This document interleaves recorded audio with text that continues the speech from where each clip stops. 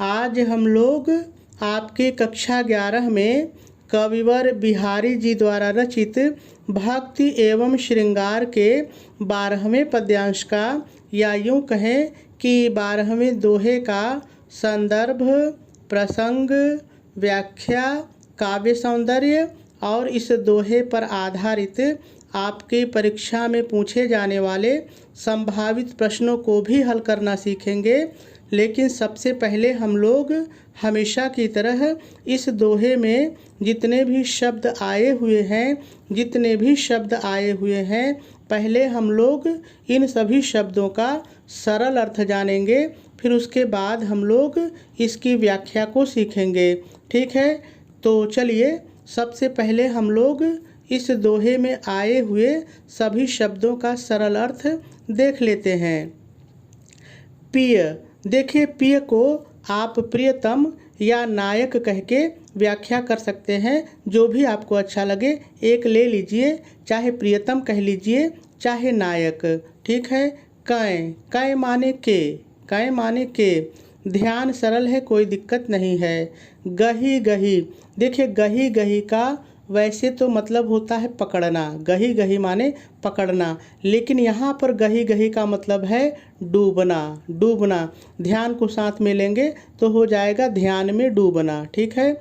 रही हुए, दोनों को साथ लीजिए, रही हुए, तो इसको जब हम उलट के बोलेंगे तो हो जाएगा हो गई, रही हुए माने हो गई।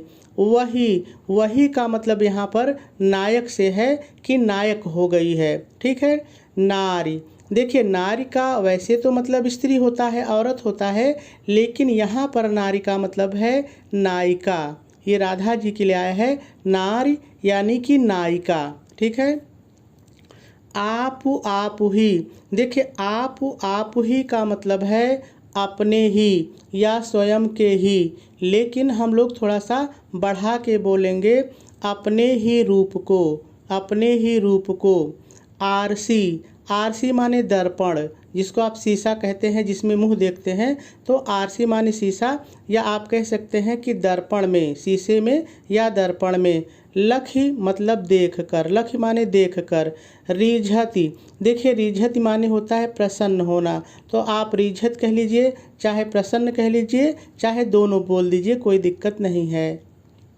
रिझवारी, देखिए रिझवारी का मतलब होता है रीझने वाली, जो किसी के गुण पर, किसी के रूप पर रीझ जाए, प्रसन्न हो जाए, तो ये राधा जी के लिए आया है, नायिका के लिए आया है। ठीक है। तो सभी शब्दों का सरल अर्थ हो गया। अब हम लोगों को इस दोहे की व्याख्या सीखनी है, तो देखिए इसकी व्याख्या को सीखने से पहले हम लोग थोड़ा सा इसका संदर्भ और प्रसंग लिख लेते हैं, फिर उसके बाद हम लोग इसकी व्याख्या को सीखते हैं, क्योंकि देखिए आपके पेपर में संदर्भ और प्रसंग पर आधारित प्रश्न भी पूछ लिए जाते हैं। तो चलिए सबसे पहले हम लोग संदर्भ लिख लेते हैं। तो आप संदर्भ हेडिंग डालेंगे, डैश डालेंगे और डैश डाल करके लिखेंगे प्रस्तुत दोहा हमारी पाठ्य पुस्तक हिंदी। यदि आप कला वर्ग के विद्यार्थी हैं तो हिंदी लिखिएगा, यदि आप साइंस के विद्यार्थी हैं, विज्ञान वर्ग के विद्यार्थी हैं, तब आप लिखिएगा सामान्य हिंदी के। ठीक है। सामान्य हिंदी के काव्य खंड में संकलित भक्ति एवं श्रृंगार शीर्षक से उद्धृत है। इसके रचयिता कविवर बिहारी जी हैं। पूर्ण विराम लगा देंगे और आपका संदर्भ पूरा हो जाएगा। चलिए अब हम लोग इसका प्रसंग लिख लेते हैं। तो आप प्रसंग हेडिंग डालेंगे, डैश डालेंगे और डैश डाल करके लिखेंगे प्रस्तुत पद्यांश में कवि बिहारी ने बताया है कि नायक के ध्यान में निरंतर डूबे रहने के कारण नायिका की मनोवृत्ति नायक के समान हो गई है। पूर्ण विराम लगा देंगे और आपका प्रसंग भी पूरा हो जाएगा। चलिए अब हम लोगों को इस दोहे की व्याख्या सीखनी है। तो देखिए एक बार मैं इस दोहे की व्याख्या आपको साधारण तरीके से बता देता हूँ, आप सुन लीजिए कि आखिर इस दोहे में है क्या।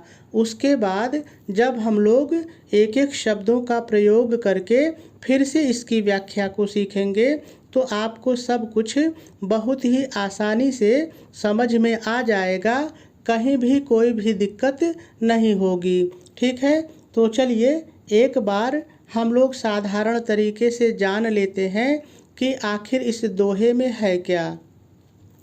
तो देखिए इस दोहे में है क्या कि जो नायिका है उसका नायक उससे दूर चला गया है। जब नायिका का नायक उससे दूर चला गया है तो नायिका की दशा कैसी हो गई है वही इस दोहे में दिया गया है।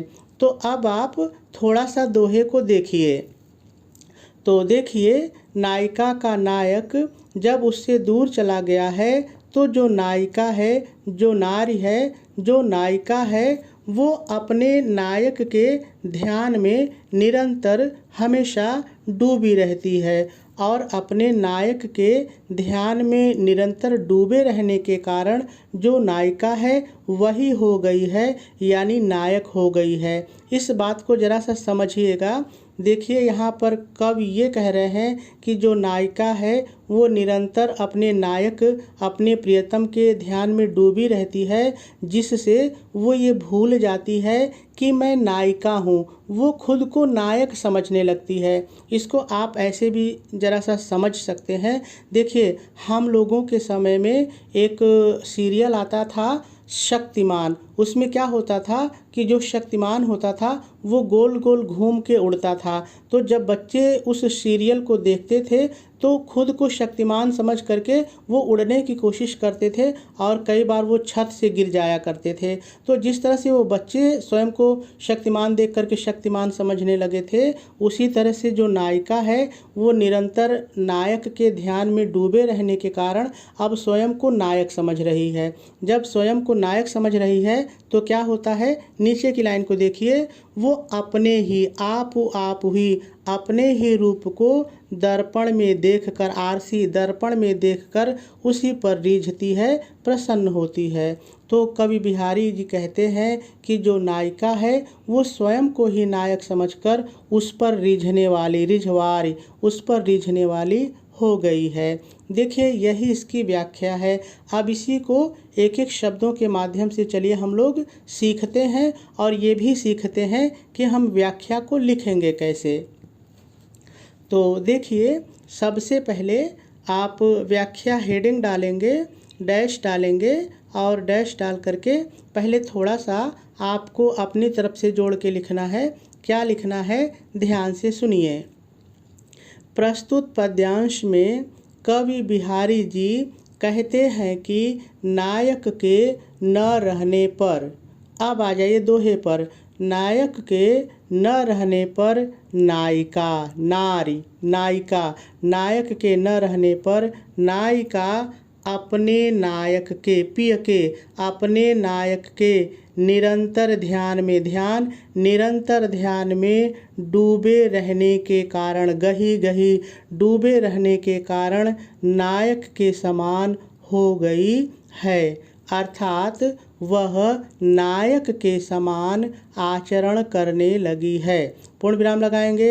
चलिए नीचे आ जाइए, आगे लिखेंगे वह, अपने से जोड़ लीजिए, वह अपने ही रूप को, आप ही, वह अपने ही रूप को दर्पण में देखकर, आरसी दर्पण लखी देखकर, दर्पण में देखकर स्वयं को नायक समझकर, स्वयं को नायक समझकर उस पर ही रीझती है। कवि कहते हैं कि इस प्रकार से, ये आपको अपने से जोड़ना है, कवि कहते हैं कि इस प्रकार से नायिका स्वयं को ही नायक समझकर उस पर रीझने वाली, रिझवार, रीझने वाली हो गई है। पूर्ण विराम लगा देंगे और आपकी व्याख्या पूरी हो जाएगी। चलिए एक बार मैं खूब तेज़ी से जल्दी से इसकी व्याख्या को बताता हूँ, आप सुन लीजिए। देखिए मैंने कहा कि सबसे पहले आप व्याख्या हेडिंग डालेंगे, डैश डालेंगे और डैश डाल करके पहले थोड़ा सा लिखेंगे। क्या लिखेंगे, फिर से एक बार सुन लीजिए।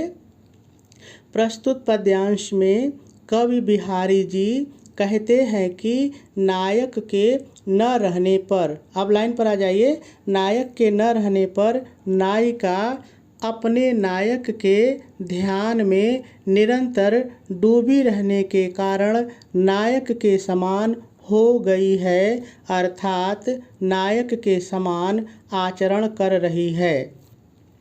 वह अपने ही रूप को दर्पण में देख करके स्वयं को नायक समझकर उस पर रीझ रही है या रीझती है। पूर्ण विराम लगाएंगे और आगे लिखेंगे, कवि कहते हैं कि इस प्रकार से नायिका स्वयं को ही नायक समझकर उस पर रीझने वाली हो गई है। पूर्ण विराम लगा देंगे और आपकी व्याख्या पूरी हो जाएगी। देखिए, जैसे मैंने आपको व्याख्या बताई है वैसे ही मैंने लिखी भी है। चलिए वो भी मैं आपको पढ़कर सुना देता हूँ। तो देखिए, आप व्याख्या हेडिंग डालेंगे, डैश डालेंगे और डैश डाल करके लिखेंगे, प्रस्तुत पद्यांश में कवि बिहारी जी कहते हैं कि नायक के न रहने पर, इतना मैंने अपनी तरफ से जोड़ा है। नायक के न रहने पर नायिका अपने नायक के ध्यान में डूबकर नायक के समान ही हो गई है, अर्थात वह नायक के समान ही आचरण कर रही है। वह अपने ही रूप को दर्पण में देखकर उसे नायक समझकर उस पर रीझ रही है। कवि कहते हैं कि इस प्रकार से नायिका स्वयं को ही नायक समझकर उस पर रीझने वाली हो गई है। पूर्ण विराम लगा देंगे और आपकी व्याख्या पूरी हो जाएगी। चलिए अब हम लोग थोड़ा सा काव्य सौंदर्य भी देख लेते हैं। तो देखिए, यदि हम लोग रस की बात करें तो वियोग श्रृंगार रस है, छंद दोहा है। यदि अलंकार की बात करें तो इसमें विप्सा और अनुप्रास, ये दो अलंकार हैं। कहाँ पर हैं चलिए थोड़ा सा देखते हैं।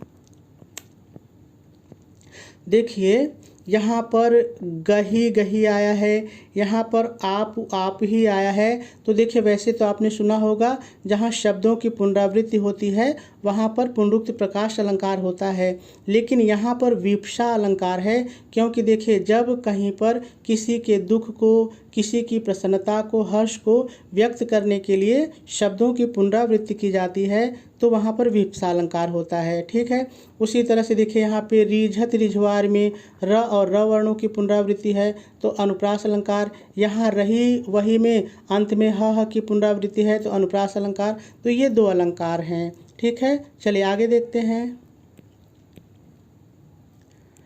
यदि भाषा की बात करें तो भाषा इसकी ब्रज है, शैली इसकी मुक्तक है, गुण इसमें माधुर्य है और शब्द शक्ति व्यंजना है। ठीक है, चलिए अब हम लोग इस पर आधारित प्रश्नों को भी हल करना सीखते हैं। तो पहला प्रश्न आपसे कह रहा है, प्रस्तुत पद्यांश का संदर्भ लिखिए।